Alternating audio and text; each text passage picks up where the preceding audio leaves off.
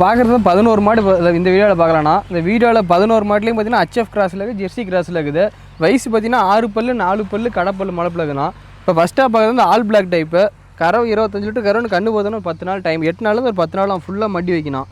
ஆனால் heavy size மாடு. இப்போ அடுத்தா பார்த்து 3 கலர் கலந்த மாடு, செவலை வெள்ளை கருப்பு 3 கலர் கலந்த மாடு, 25 லிட்டர் கறவை, நல்ல ரோஸ் காம்பில் ஹெவி சைஸான மாடு. Okay brother. இப்போ அடுத்தா பார்த்து ஆல் பிளாக் டைப்பு. இது மடி மட்டும் தான் வெள்ளையாக இருக்கும். நல்ல 25 லிட்டர் கறவை வரும். நல்லா கருங்காமலாம் அமைஞ்சிருக்கு அப்படி தானே. இன்னும் 15 நாள் அவங்க கண்ணு போகிறதுக்கு ஹெவி சைஸாக. அடுத்தா பார்த்து இது ஆல் பிளாக்ல HF கிராஸ் டைப்பான மண்ணா, நல்ல மடி ஷர்ட், நல்லா கருங்காமலாம் ஃபுல்லாக மடி 25 லிட்டர் கறவை வரணும். இப்போ அடுத்தா பார்த்து செவலை செம்புத்து. இது 20 லிட்டர் கறவை, நல்லா மடி சதர் கட்டு போய் கருங்காமல் அமைஞ்சிருக்கு. ஹெவி சைஸான மாடு. அடுத்தா பார்த்து ஜெர்சியில் கிராஸ் டைப்பான மாடுனது 4 பல்லு தான். 4 பல்ல கிர் கிராஸ் கலந்த மாதிரி இருக்கும்.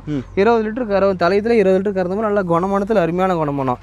அடுத்தா பார்த்து ஜெர்சியில் கிராஸ் டைப்பான மாடு, நல்லா சதர் கட்டு போய் 20 லிட்டர் கறவை வரும். கண்ணு போதும் 8 நாள் ஒரு 10 நாள் டைம் ஆகும். ஓகே. இது சந்தன பழம் ரேரான கலர்னா, கறவை வந்து 18 லிட்டர் தலையில் கறந்த மாடு. இந்த போக 15 லிட்டர் கேரண்டி கொடுத்து கொடுக்கலாம். ஓகே. இது ஜெர்சியில் கிராஸ் டைப்பான மாடு, 20 லிட்டர் கறவை, கண்ணு போதும் 10 நாள் அவன் ஃபுல்லாக மட்டி வச்சு தான் கண்ணு போடும். ஓகே. இது ஜெர்சி மாடு, இது 20 லிட்டர் கறவை வரணும், நல்லா ஃபுல்லாக மட்டி வைக்கும். Okay brother.